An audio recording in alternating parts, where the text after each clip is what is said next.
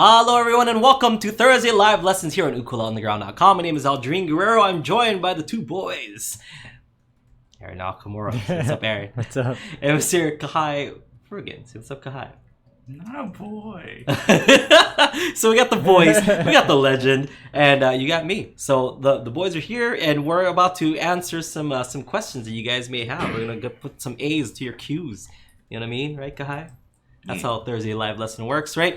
Just to right off the top, all three of us are a little under the weather, and at various degrees. You know, I think Kahai said he's fine now, right, Kahai? Yeah, you're gonna hear some like sniffles or some like. Aaron, you're fine now. Pretty much. Yeah. And I'm fine now as well, but you will be hearing some sniffles and like my voice is like really like congested and stuff. But you know what? Regardless of all that, we had an amazing time over in Denver. You know, we did catch like a little cold or whatever, but it was worth it. It was worth it. Too much post-congratulation kissing, right? Between the three of us. Yeah, good job, guys. Good job, guys. Now, double Dawson. Maybe a little bit too much of Casa Bonita. Yeah, maybe that.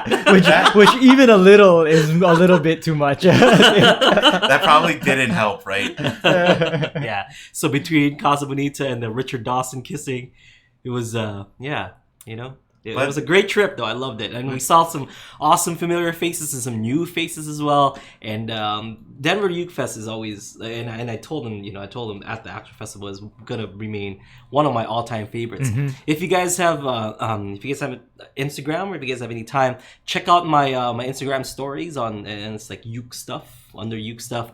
It's I made a little micro blog thing, blog post about the green room that we stayed at, and the green room that we stayed at had pretty much all the posters throughout throughout the history of the Denver Ukefest. I think maybe just 2 are missing or something, but it's really cool to kind of see it throughout the years and see which ones that we were a part of. It's really awesome. So thank you to Swallow Hill. Thank you to everyone who came out to the Denver Ukefest. We had an amazing time, and thank you Denver Uke community. You guys came out in full force.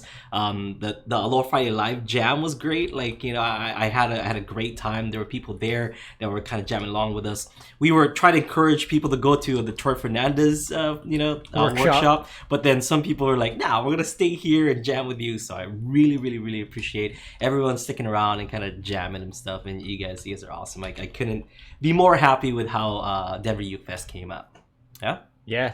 Also, we posted the 360 video that we took of the last song of the concert. Stand By Me. Stand By Me. Mm-hmm. It's like the All-Star Ukulele Jam. Mm-hmm. Where can they find that? On our YouTube Denver channel? Ukefest on our YouTube channel or on our Facebook too. Mm-hmm. Yeah, so because apparently Facebook does native 360, right? Mm-hmm. Oh, do they? Pretty That's cool. Yeah. So we posted it on YouTube, which does 360, where you can kind of click and like look around.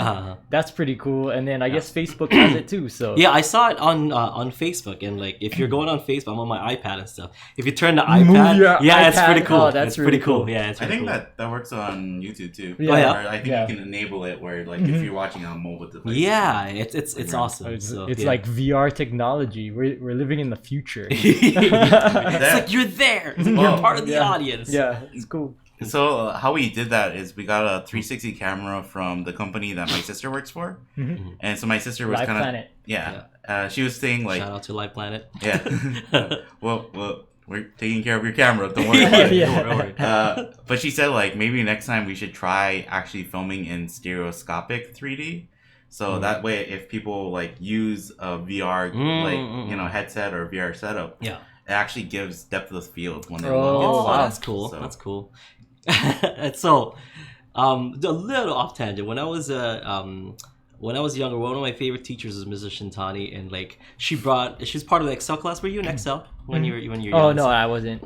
So I was part of Excel, which is like the it's like a science, I guess, like a advanced science students and stuff. So she had gotten gotten her hands on some moon rocks.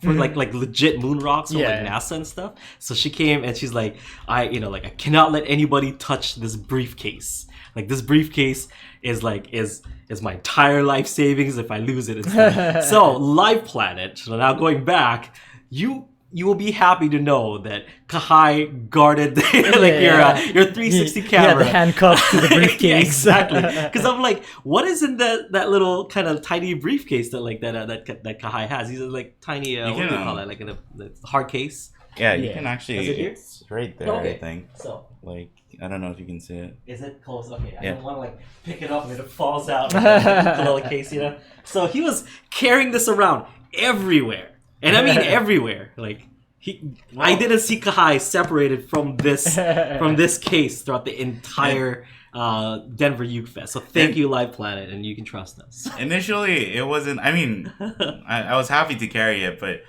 it wasn't by choice that I carried it. It was because when we packed our suitcases, my suitcase was overweight. Yeah. So I had to take it out of my suitcase. Don't say that. Just say that like that. He wanted to hand carry. Oh, we can cut this part out. But like, if you look at the 360 camera, it looks kind of weird, and so like even that thing like going through security with that. Yeah. The guy like opened it up. He's like, "What do you have in here? Is it like an arc reactor?" I'm like, no, it's a 360 camera. It has like 16 camera lenses Proof around Kahai Fergan has a heart. All right, so it was fun. We had a lot of fun. I wanted to kind of, like talk about that first before we get into the questions and stuff. And really, really, really, we really appreciate everyone that came out, and we had a grand old time. And we saw a lot of like familiar faces and some new faces, like we said. I know you guys haven't met like Renee before, but I see Renee all the time on the the Thursday one-on-one coaching and stuff, and it's really nice. And it's really nice. And we got people like all the way from like where's that guy from? Not Belgium, but is it Belgium? Yeah.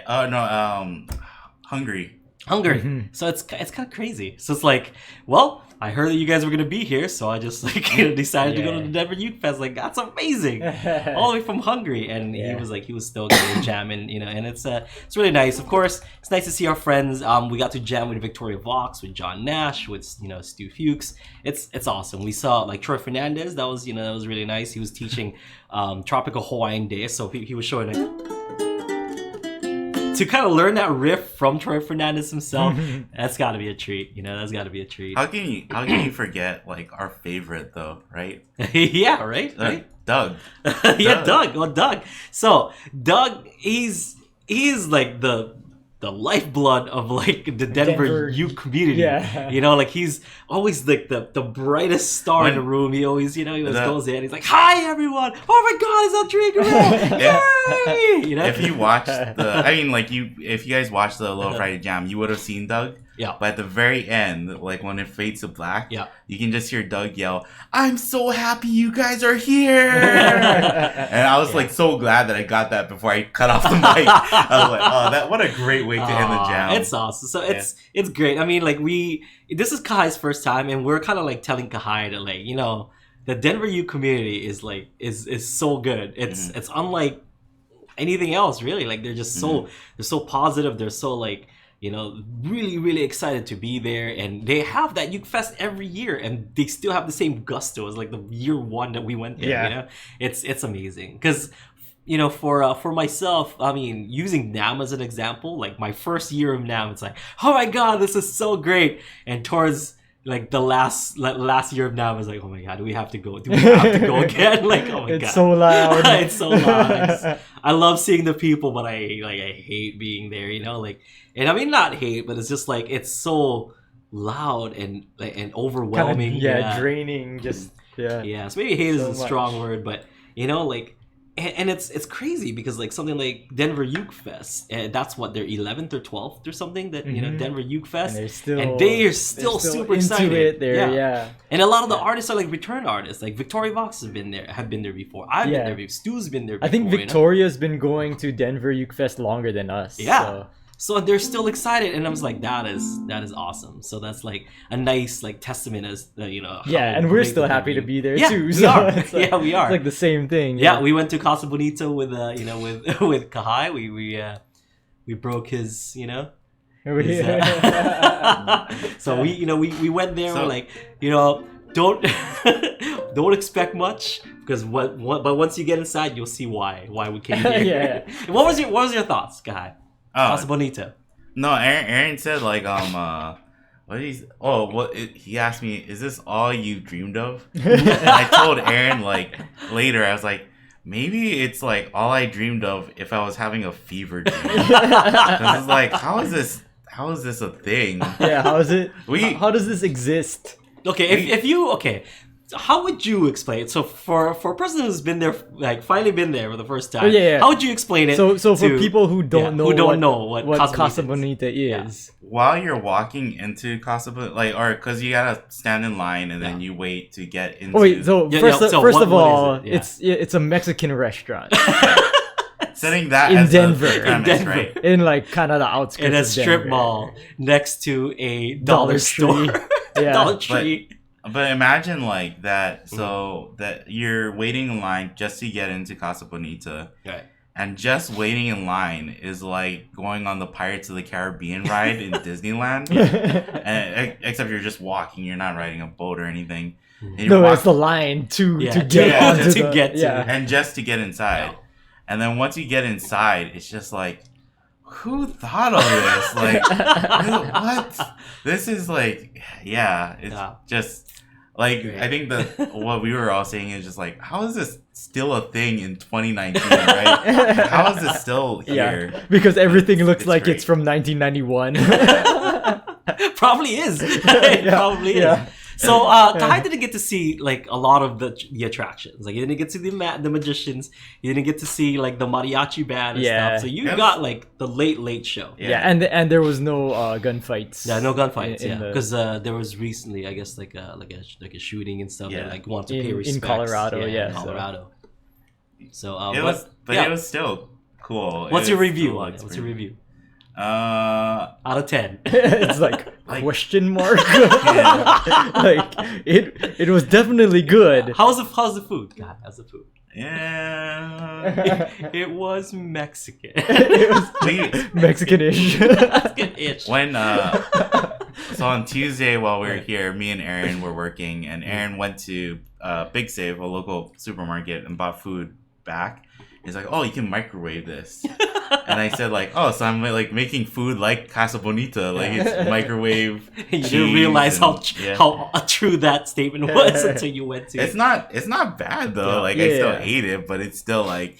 It's basically like what kids think Mexican food is. so it's perfect for kids. You get Mexican food in public school. Yeah. That's basically what it is. Yeah. If you get Mexican food like north of the border, right? North of the Mexican border. Then it's kind of like everyone that we told, they're like, oh yeah, we're gonna go to Casa Bonita tonight. Everyone that we told that, they're like, okay, make sure to eat first. No, like everybody we told first, they said why, and then they're like, oh yeah, you guys will have fun. Yeah, but at first it's kind of like, are you sure you want to go there? Why there? And I was telling Aaron too, in the line, it was fun, like just hearing people. They're like, are we sure we want to make it all the way to the front of the line? Because it took us maybe like 40 minutes, hour to an hour. Yeah, and then they're like, we can go to like Chipotle or something and get like better food there. Yeah, there's a bar now next to Casa Bonita that we saw. There's like a pub and stuff that we could have gone to instead, but no, we trekked it out, waited the hour-long line wait, and we got ourselves that microwave Mexican food that we deserved that day. Well, we drove half an hour to get there, right? From where the venue was. Yeah. I want to go back there. Not when maybe not when it's like our first day. Yeah. In Denver, right? And we're all tired. Yeah. Like I kind of want to go back there when we're all ready for it. So Heather was like super jealous of you because I took Heather there 2 years ago when we went, and she didn't get to go to Casa Bonita, and she was like, "Why? Why didn't we go to Casa Bonita?" It's like, well, we wanted to go watch Jake that night. Like the night that we went, we were the night we were supposed to go. We were like, should we go to Jake? We should probably go to Jake's show. Like we should probably say hi, and so we should probably pay some respects and say hi, whatever, But I think like Troy's show was like was sold out. It was like packed and stuff. We're like, okay, cool. This kind of gives us we popped in to see him before the show. Say hi, Well, we were also pretty tired. We just got in that day, and we flew in like the red eye, and we didn't. The only thing we ate was like the snacks in the green room too. So we were pretty hungry. That's right. I was trying to explain to Heather and stuff like, we barely slept. I barely slept that night. Like I can't sleep on planes like how I used to anymore, and like that red eye. And then the next day it's like, okay, well, it's either Shake Shack or like Earthberry or whatever like healthy food that was there. I'm like, okay, well, I got myself an acai bowl because I didn't want to have Shake Shack first thing in the morning. But then like now knowing how that day turned out, maybe that Shake Shack would have been such a bad idea, like. And we were kind of setting up and stuff for the Aloha Friday Live Jam, and we didn't have time to go eat, so we just went up to the green room because people were like, oh, there's like some snacks and stuff at the green room. Like, all right, let's go. So we got some Cliff Bars and some potato chips for lunch. Yeah. And then went to Casa Bonita where we just like took off the Rock Lee because people know about Rock Lee now in this podcast. Gorge ourselves. Yeah. I had 2 plates of that microwave food. All the Mexican. I actually feel bad for everybody who came to see us at Denver because like I talked to some of our members and some great people, and I was like talking to them about where to get food. Yeah. And one of our members, James, he was like, "Oh, this is a great chicken place. This is a great bar. This is a great brew, like a mini brewery." Yeah. And I was like typing it all down. And then the only places we really went to was Moe's, which is like a good barbecue place. Yeah. And then Casa Bonita. Like we didn't really go anywhere else. We didn't have an ounce of alcohol because we usually go to like to Denver and we try out like some of their brewery and stuff. Or we at least have like milk stout because you can't get milk stout left hand stout, which is my favorite. Yeah, ever since like Aaron introduced that to me, we get milk stout every time we go to Denver.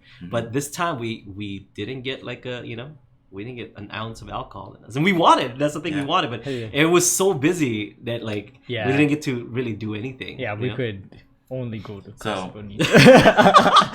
We made time. We made time for that. No, I mean, we could have had something there, but I don't think any of us were in any state of. We're so tired. We're so tired and we're just ready to go back to the hotel. Yeah, we didn't want to and you had to drive too. Yeah. So, I didn't want to be like, oh yeah, we're sipping on our margaritas while Aaron's all like sober and stuff, and we're going to Black Bart's cave. It's funny because their margaritas are what children would imagine a margarita to taste like too. It's a huge cafeteria. So the food is exactly, it's like a children's dream, like a child's dream. Yeah. I guess it's like like how Chuck E. Cheese's has pizza, and kids are like, I love Chuck E. Cheese's pizza, and adults are like, what are you talking about? That's barely pizza. And it's kind of like, oh yeah, that's. I guess it's Mexican food. Just dough and pepperoni and cheese. Like, that's it. All right, so we had an amazing time. Thank you so much, Denver, once again. We can't wait to be back already. Like we just left, but it's like, man, when's the next time we're gonna come back? So please let them know. Let Swallow Hill know, and I'm sure they know. That we have a nice. Me and you, we love each other. Denver U community, Ukulele on the ground. We got a great relationship going on, so hopefully we can see you guys soon, okay? All right, so here on Thursday Live Lesson, we answer any and all questions that come to us, whether it be emails, phone calls, knock on Kahai's door and stuff, or hey, Kahai, can you answer this question to me? We try to answer them here. I try to answer them as best as I can, and these two guys will come and give me their best answer and their best representation or whatever answer they can come up with, and come up with a super answer for you. So here we go, Kahai, give me the first question. Lisa asked, she said like she thinks that you showed her how to do this before, but she's just asking how do you play a C sharp diminished 7? Okay, so diminished 7 chords are really easy. So once you have this chord shape right here, which is a diminished 7 chord shape, so I would kind of imagine it like if I were to play a G7 chord with these 3 fingers instead, my middle, ring, and pinky finger. So instead of using your pointer, middle, and ring finger to use a G7 chord, you use your middle, ring, and pinky. Your middle finger being on the E string 1st fret, ring finger on the C string 2nd, pinky finger on the A string 2nd fret, just like a G7 chord. Now your pointer finger is going to go up and is going to be playing the G string 1st fret. So you can kind of look at it this way, where like if you took out your pinky finger, it's like a G chord shape. If you took out your pointer finger, it's like a G7 chord shape, right? So it's like best of both worlds. You know, you have the G and you have the G7. So really, really, really nice. Now, what makes this easy is this basically repeats like throughout the entire thing. So whatever, or every 4 frets, it repeats itself. And what makes that work is that whatever note on whatever string that you land on is going to be that diminished chord. So this is what I mean. If you did it here on the 1st fret, just like how you would with a G7. So this top string, G string, 1st fret is a G sharp. So this would be a G sharp diminished. Now I'm playing C string 2nd fret, which is a D. This is also D diminished. I'm playing my E string 1st fret. This is also an F. So this is also an F diminished. A string 2nd fret, which is my B note. That's also a B diminished. So there's a G sharp diminished, a D diminished, an F diminished, and a B diminished.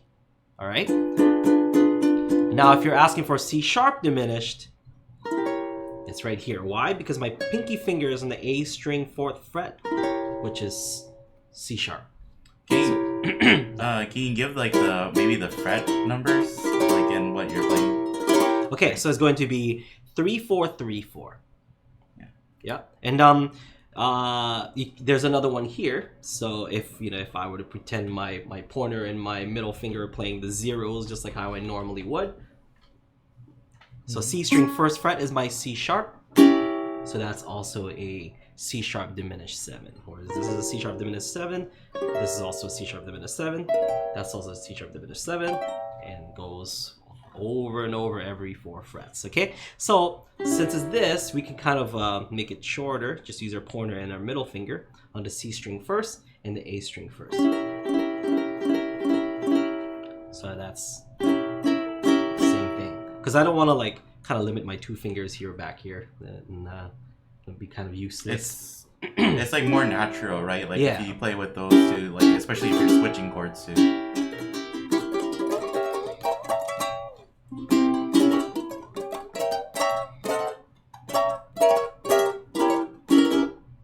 So that's how diminished 7 chord works. Okay. Yeah. So basically, whatever diminished chord you want to play, just find that note anywhere on the fretboard and put that shape on it. Yeah. So you want a C diminished, so A string 3rd fret, right?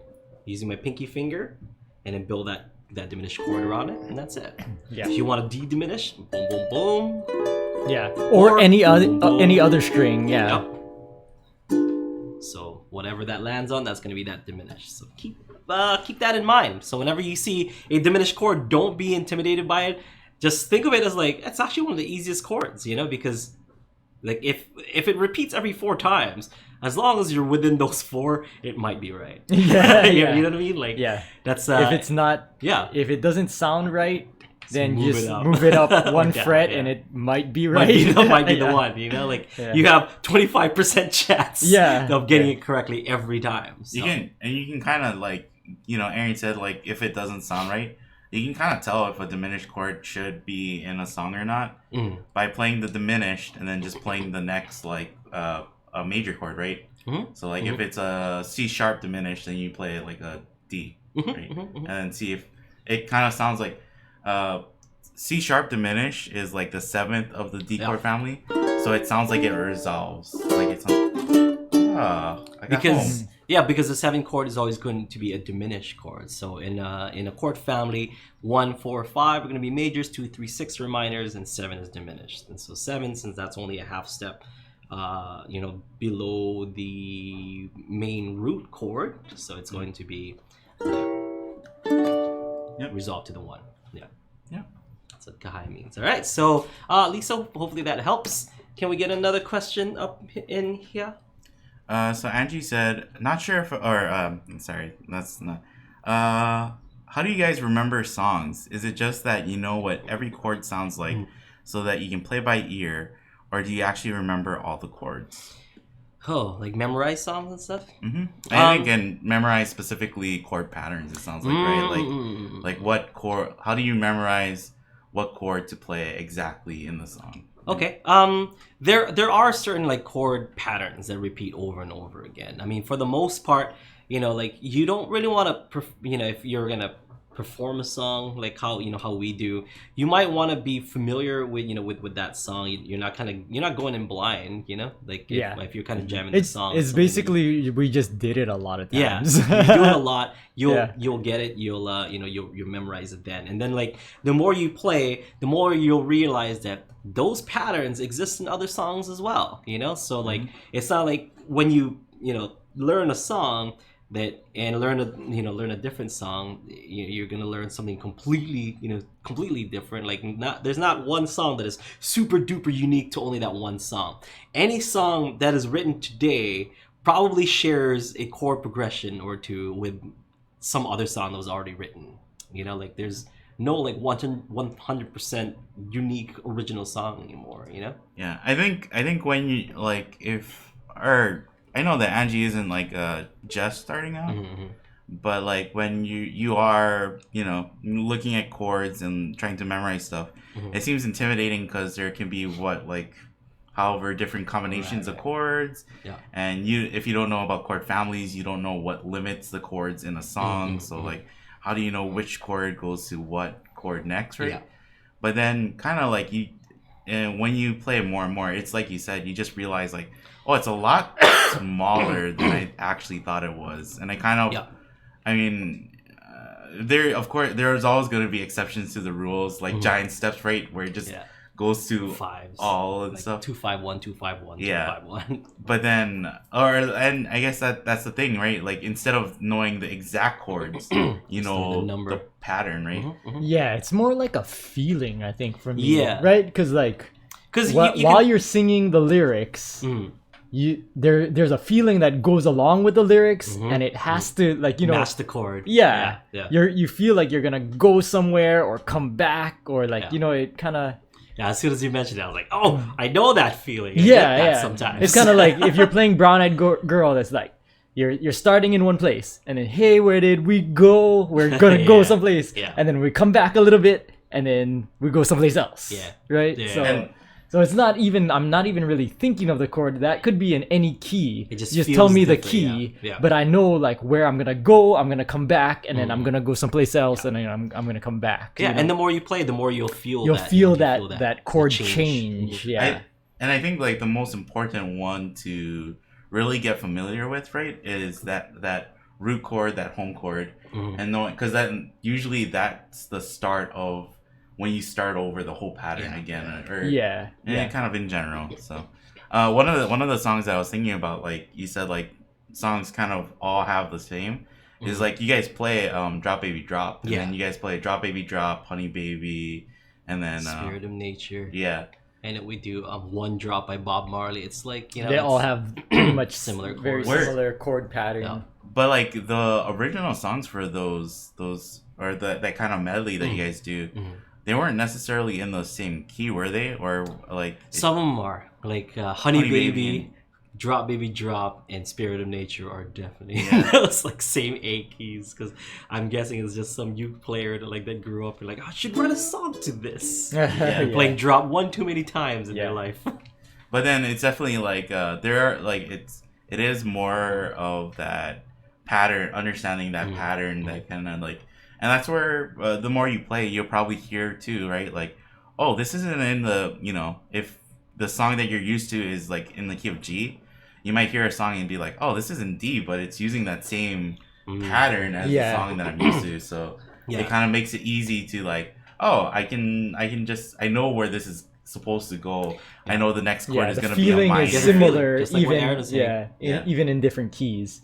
One I remember my dad asking me this question where he was kind of like, I'm more baffled by the fact that you can remember the lyrics to the entire song. And the way that I kind of described it to him is like, if you're driving, say, from your house to someplace that you don't know every street on the way, or you don't, like, say if you're driving in the dark, you don't know. You couldn't visualize the entire path from your house to the place that you're gonna go, like just like by memory. I guess some people do have that photographic memory and they would be able to, but like most people don't.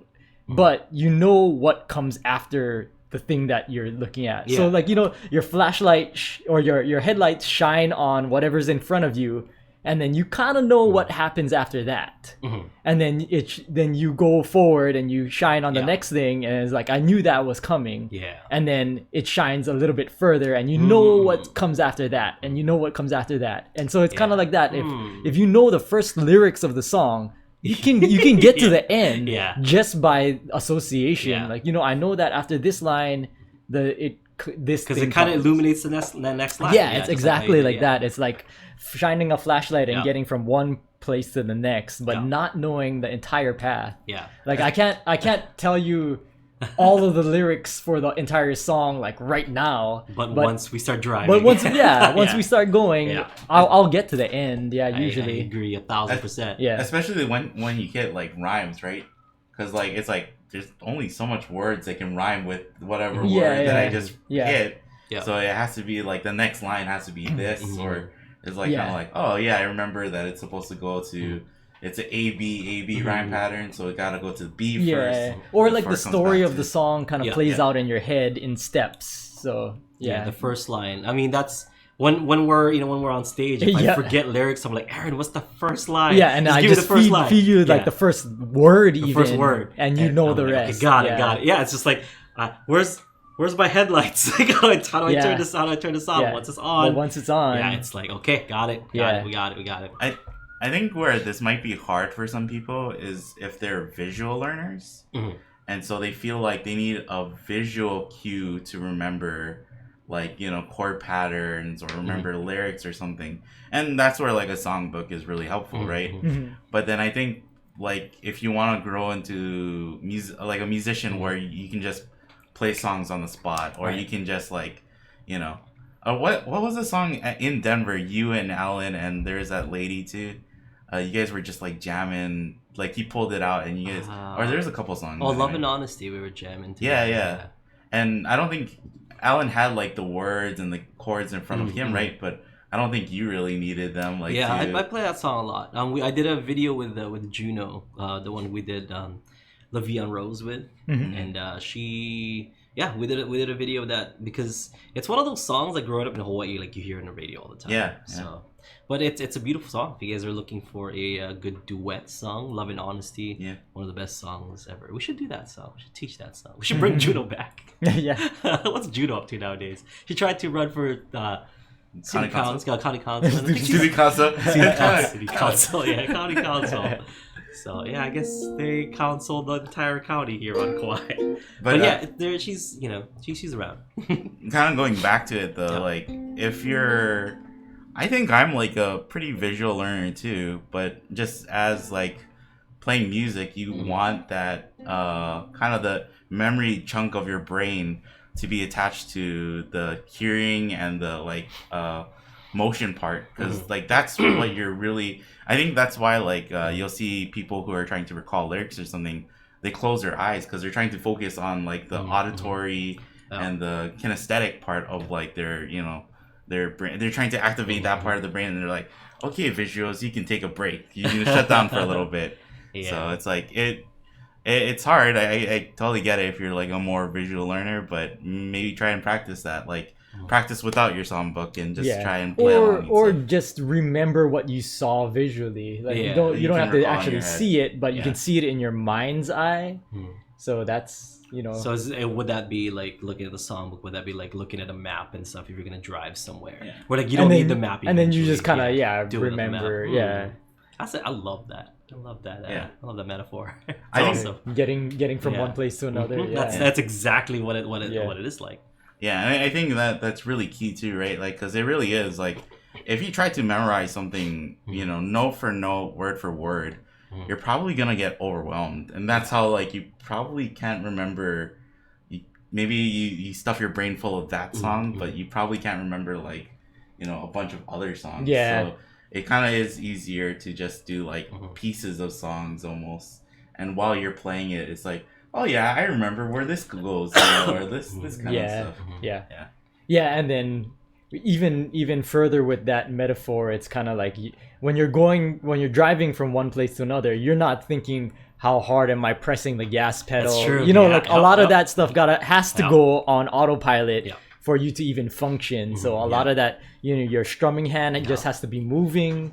Your Dusting off fretting that donut for all of you folks. your fretting hand just has to kind of move to where it needs to go. Yeah. Just kind of almost automatically while you're thinking about the lyrics or like emoting basically. My donuts, my donut powder off my shirt. I think you were talking to somebody at Denver, or I can't remember where exactly, but they kind of asked you like, how do you know like where to go for like solos and stuff? Mm-hmm.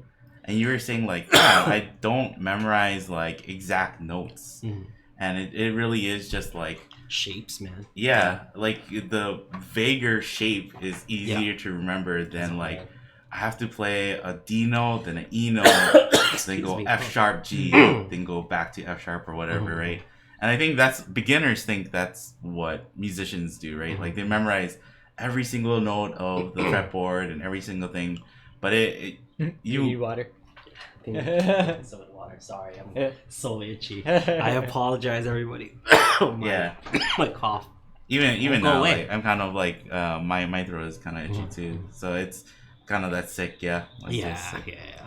But yeah, I mean, if you kind of memorize patterns, it's a lot easier than knowing like, okay, in this key, F is going to be 1 flat, B flat, so I have this one and everything else. But what is it? You know, you're gonna overwhelm yourself, and you're like, your solo is not gonna come out as good because you're overthinking it instead of just like going, by feel, by like kind of knowing the knowing the pattern, kind of like playing off the pattern instead of like, okay, well I can go F G B flat A, instead of just going bop bop bop bum.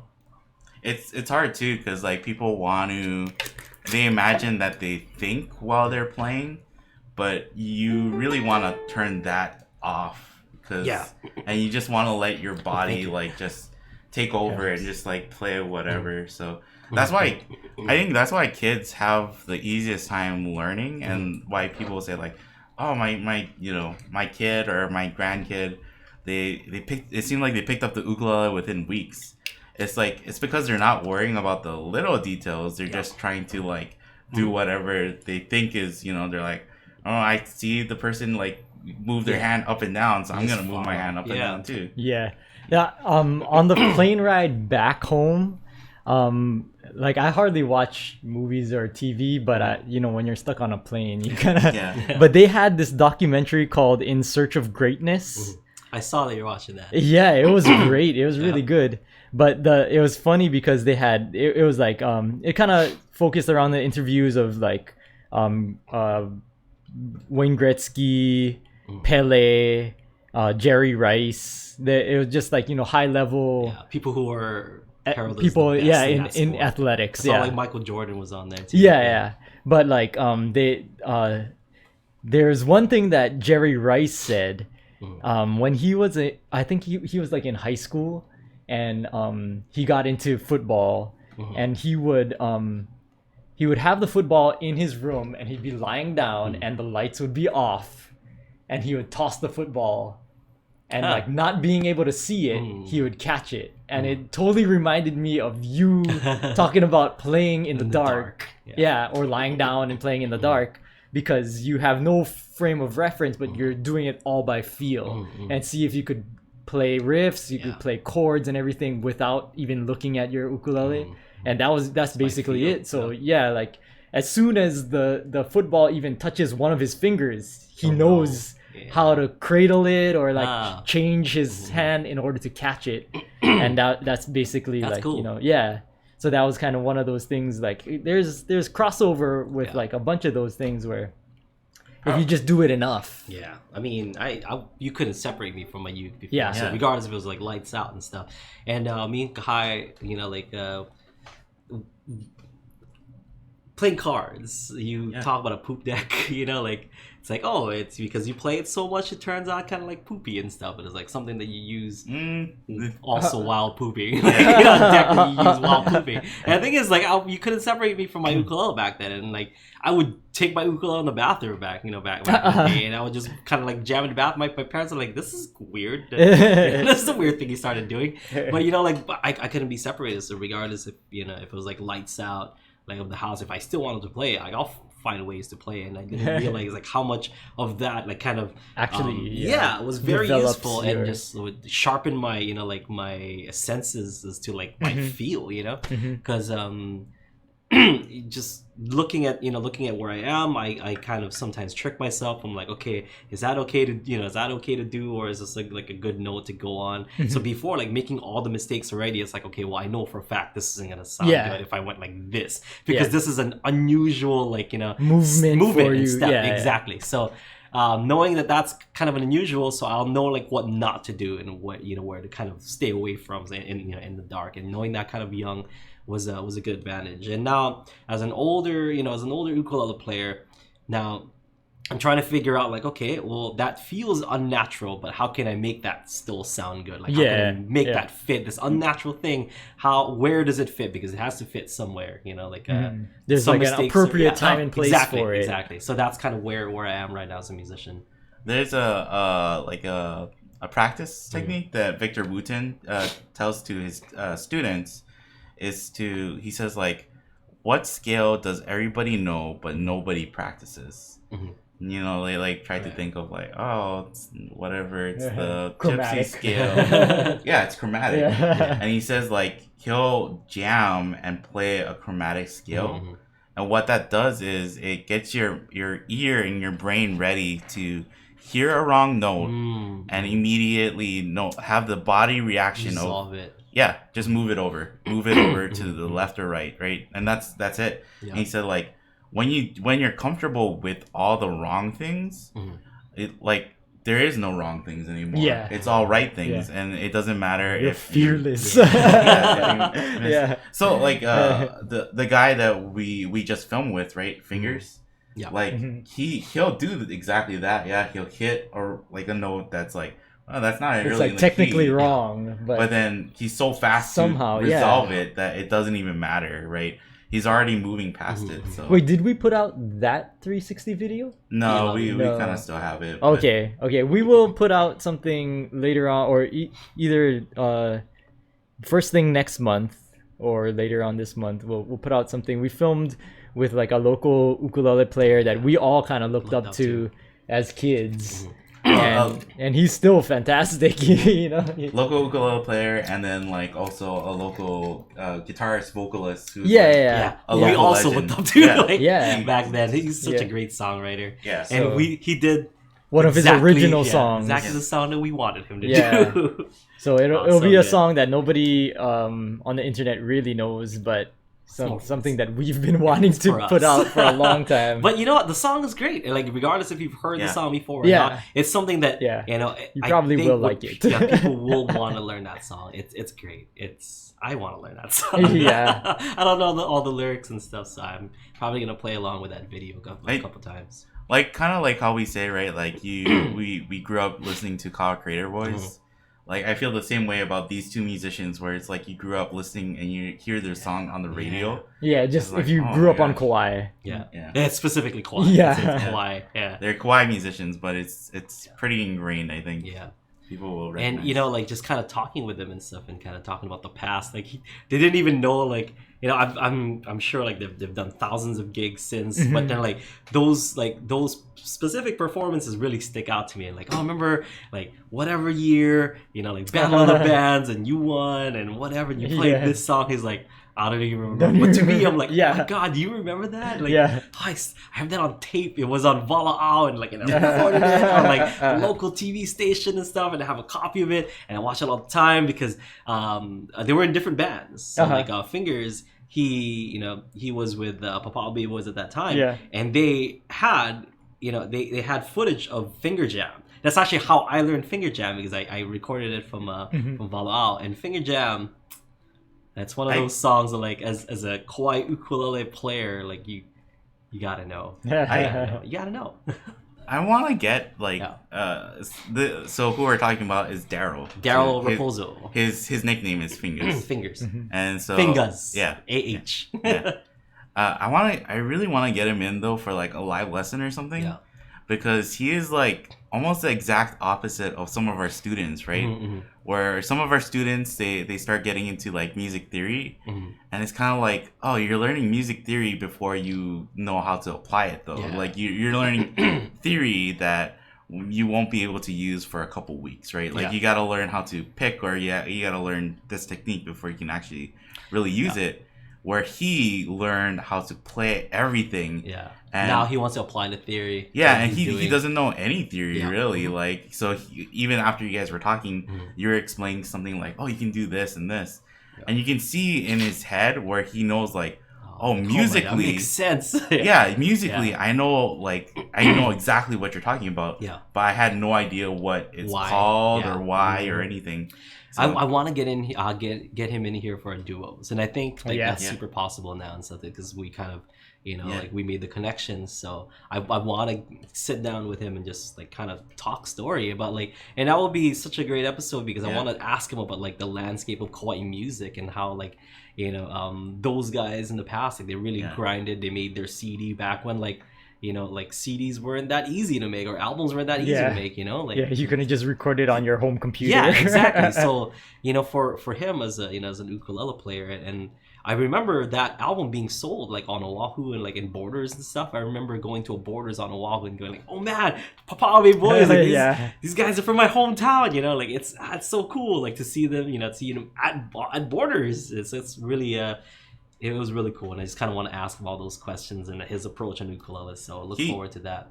like he was like, you were showing him some things and he was like, oh, that's amazing, that's that, he was like kind of like freaking out about stuff that you're showing him. But I'm sure like some things that he does too, you'd probably be like the same way, where it's like, how do you even know to do that? Like what made you he even does do it that? everything by feel. What amazes me about his playing is that he's so confident with his style Mhm. that like it's like flawless how he goes from strumming to the actual finger picking that like you don't know where one ends and what begins anymore. It's that like when is he actually strumming? It's like, did he strum in that song? It seems like he was just doing this the whole time. Like what? When we put out that 360 video, like I know people are gonna want to turn to you because you play like solos and stuff, and that's like pretty prominent in the song. It's like he lave, but like people should really like. I mean, like they can watch you, like definitely watch Aldrine. I'll watch it again so that we get more views. Yeah, and then just stick on Daryl and see what he's doing. Yeah, because there's times where like I would hear Daryl do something, and I turn back to look at him, and by the time I get back, I'm like, he's done. Yeah, he's like, oh, it's like a Loch Ness monster. He's just so good. He's so good. Like that's what really amazes me about him. It's like, oh man, it's like so flawless that like he goes from one from one finger picking to the strum, or did he even strum? But maybe he did a riff that sounded like it was a strum. I don't even know how we're gonna teach. Awesome, man. Yeah, because it has a strumming pattern. So there's no strumming pattern. I'm probably just gonna like do it based on like the rhythm of the song. So but you know what? Totally fine. You can just finger pick it. As long you can just watch and enjoy. Yeah, we're just gonna teach you. So as long as you can play along with it, right? Like And I don't think you can play exactly like Daryl or Shiloh. Yeah. Nobody can. Shallow Paw is the other person. Yeah. Shallow Paw and Daryl Raposo. Thank you so much for coming in. I know you don't listen to this podcast or watch and stuff, but if for some reason you did, thank you for a job well done. Yeah. So John in the chat is asking, do you ever pick with 4 fingers or are you primarily 3 fingers? I'm primarily 3 fingers. I mean, and I'm primarily 2 fingers to be honest with you. I use 2 fingers. I mean, it with 2 fingers, really all you're covering is 4 strings. So with my 2 fingers, my thumb can pretty much cover the top 2. My pointer finger can cover the bottom 2. So if I'm doing something in Malagueña, like I'm getting that first part, it's just these 2, and I already have a lot of cover, and it already sounds fine. I can do it 3. But it sounds a little too much for this. It actually sounds better with with 2/2. So whenever I'm doing,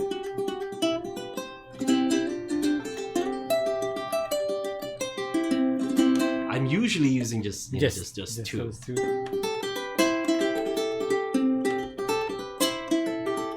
Or so that's like the style that I kind of grew up with. I added the third finger, this middle finger, only because like I feel like I had to, like I feel like if it looks better. Yeah, if I stick to this, like I feel like I'm missing out on a lot of stuff. So I can do this. Get to stuff quicker.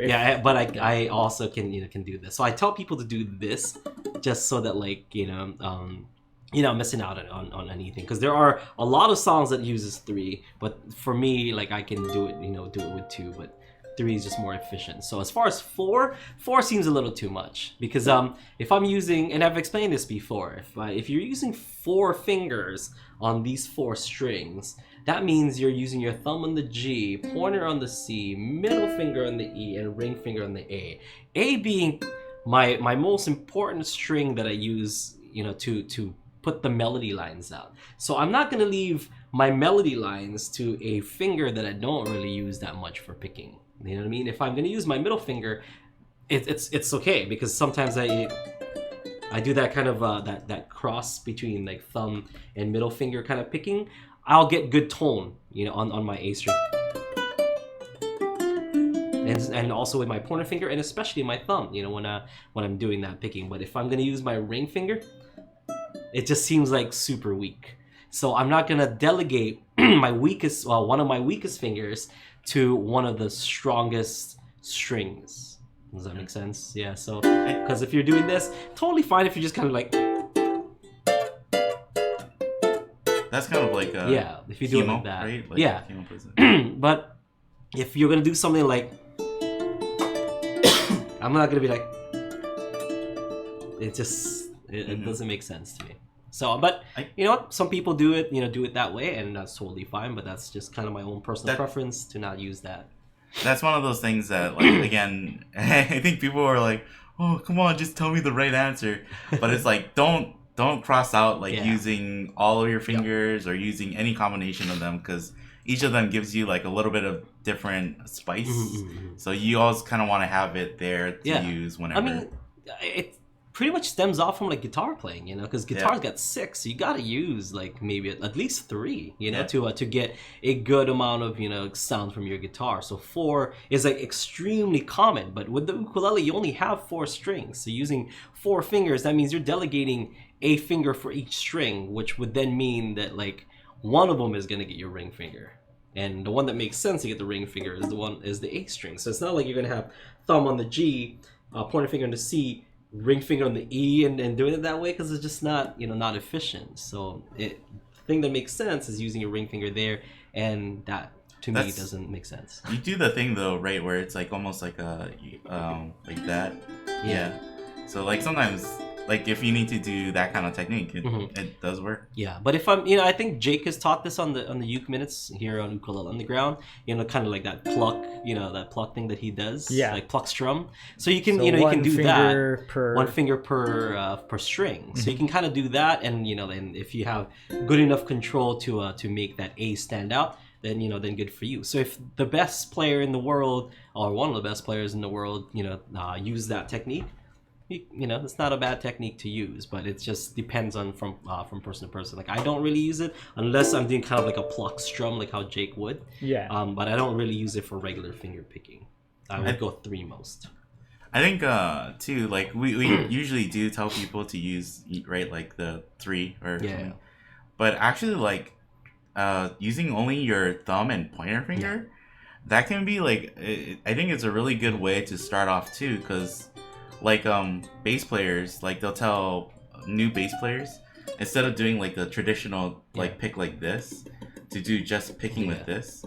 Because if you know how to do something with one finger less, it's like when you have 2, then it all of a sudden it makes it way easier, right? Yeah. So yeah, like if and it kind of improves your accuracy and spatial awareness. If you can do like picking and stuff with just your thumb and pointer finger, like might as well give it a shot. And especially for that Hawaiian stuff, right? Because that I think all of us, like if we play guitar, Like we play that Ernie Cruz style where you're hitting with your thumb. Yeah, the bass. You're using your other fingers and mostly your pointer to do a lot of strumming stuff too. Because I do notice like when I'm playing guitar and stuff, like it's either 4 or 5 fingers that I'm using to do the finger picking. Yeah. But for the most part, it's for ukulele. It's really 2 or 3 to use 4, and especially if you're using like high G, So Yeah. for high G ukulele, just using that thumb for those 2 is enough. So maybe if you're using a low G, maybe, but even then. But also, it's apples and oranges. If that's what you like, that's what you like. Yeah, it's all whatever is comfortable for you and allows you to do what you want to do. And once you get to the point where you can't, then that's time to change. Yeah, because I think like James Hill uses like 4 fingers for his. And who am I to tell James Hill like, oh no, he also does some don't do crazy that. stuff, so he probably needs to. Yeah. So it just really depends on what you're trying to do. But for my style, for what I do, 3 fingers is enough. I think it's funny that like when people might come from like, oh, I learned piano first, or I learned this other instrument, right? Yeah. With years and years of like, this is the right way to teach how to play piano and stuff. But if you think about ukulele, it's like these cowboys brought over these instruments, left them, and then weren't really like, oh, you guys gotta like learn how to do your scales. You guys gotta learn how to do. Yeah, people just kind of figured it out and did their own thing with it. So hopefully that answers your question. Before we go and stuff, like I can't remember his name, but I've been watching this Instagram musician, and he's like Mono Neo or Mono Reno, something like that. But if you find him, we'll post. Yeah, we'll link it. We'll link it on the thing. And what he does, and some of it is NSFW. It's not safe for work, because he does a lot of Cardi B, and she's very, very foul mouthed. But what he does is he takes people that are like talking, and he he puts jazz chords to them, picking. Like he puts picking to their to their thing, and then he takes one line out of like the entire paragraph that they say, and he focuses on that one line, and he turns that one line into a melody line, and he adds like the chords and a beat behind that. It's so sick. I think I might have told Aaron. They're not even singing, right? They're just they're speaking. just talking. They're just talking. Yeah. So like he's adding these. That's really awesome. You guys want to see some cool some cool Instagram music? Yeah, I think his name is Mono Neo. Something.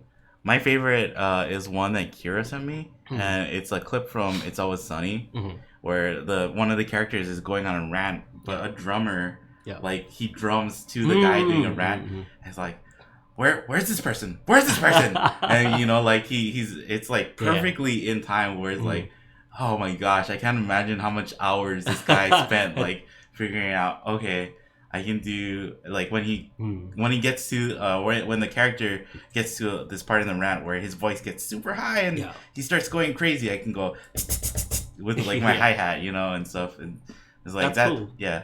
I think I told Aaron like too, or I suggested to Aaron like that could be one of the ukulele challenges is we give you a clip of somebody who's just talking and we're like, you gotta that'd be pretty fun actually. So I was telling Heather, I'm like, I kind of want to do that, like to when Elle starts talking and stuff, like I just want to record her talk and I want to see if I can like add like put some music to her speech and just make like a little beat or whatever for it. I'm like, I'm gonna steal that idea. I think that's gonna be really cool. But I've been really like stuck with it for the past like few days because I've just been kind of in bed like doing nothing and just resting. So thought I'd share that with you guys. That like the people who do that too kind of gives you an insight into like what like musically what it's like for them probably because they probably hear everything and everything is like a song or everything is a chance for them to play, right? Yeah. So like it's if you want to try and like get more musically inclined, try and think of like even when you're listening to regular things or whatever, it's like, oh, this is a chance for me to tap my foot. Well, back then, like I would watch like just TV. Like I said, you couldn't like separate me from my ukulele. I would be watching TV and I would try to make like little background, like, you know, background instrumental kind of music to like whatever, you know, whatever I'm watching. And then, or like if there's like a theme song from like a TV show that I really like, I'll try to like kind of play along with the theme song and stuff. It just because the uke was already in my hands, so like why not like kind of, you know, noodle with it. That's like something that blows me away when you do is like you'll say like, oh, I remember this very specific scene from this cartoon, like Rocco or Doug or whatever, and you can actually say like what song was playing, or you can kind of play it a little bit too. But then that totally makes sense that you remember that because you had the ukulele and you're like, and that's what you were focusing on. Kind of. So maybe that's part of like my my memorization techniques, like from back then. To think, maybe if I harnessed that for good, maybe I could have been something else. But also that just like music comes, it's kind of like an expression of life, right? So like rhythms come from natural rhythms that you would hear in nature, or like just walking or galloping, or you know, sounds, train sounds, you know, that's what rhythm comes from. That's what I was thinking of when I was watching that guy. I'm like, this fits totally in that like in that workshop that we just did, where like, you know, like everyone has rhythm. I mean, everybody says like, oh, I don't have rhythm and blah blah blah blah, but it's like kind of proving to anyone that like to everyone that everyone has rhythm. Anyone has rhythm. Anyone with a heartbeat has rhythm. Have you ever tried to do cardistry to a song? No. That's something that I do.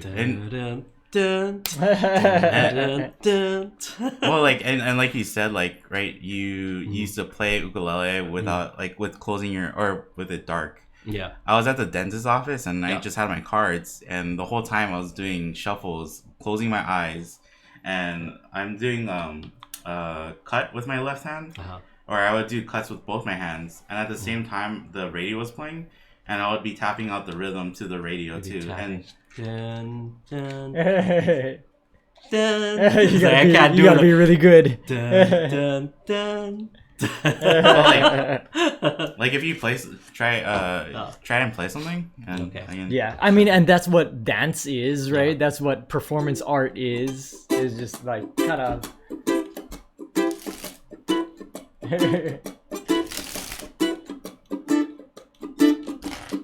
nice.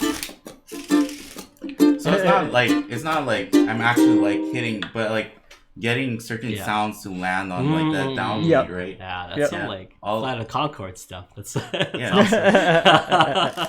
Or that's some Pure Mark ska stuff. So like that you're doing right now. Ever heard that guy? That guy's awesome. Nah, I never heard of him. Must not be that good. It's so good. Just check him out. It's on YouTube. He doesn't make. But yeah, I mean, like even like when you're doing riffs and stuff, like it you're matching like the inflection of a voice or something. It reminds you of something, and that's why it's good. You know, that's what makes music good, is because it kind of reminds you of something. There's a series that Steve Vai did, and I've talked about this before, which is like Alien Love Secrets. And he talks about like anything has like, you know, has sound to it, and that's kind of what inspired me to like make, you know, melody centric kind of songs and stuff, is because you can portray like a story that happened using music, not using no words at all, like and the audience can kind of see like, oh, I can see that. And I don't know if he has those videos or those articles anymore, but those are great. You can just like kind of sit down and see if you can like, you know, you can bend the note for like 2 minutes or 1 minute and stuff, like, and try not to bend it the same, like, you know, the same way twice. It's insane. It's like an insane way. But once you now know how to bend, you know, every single way possible on the ukulele, when you hear people talk and stuff, you're like, oh, that kind of sounds like that bend, you know? So it's like, that kind of sounds like that bend. That kind of sounds like that bend.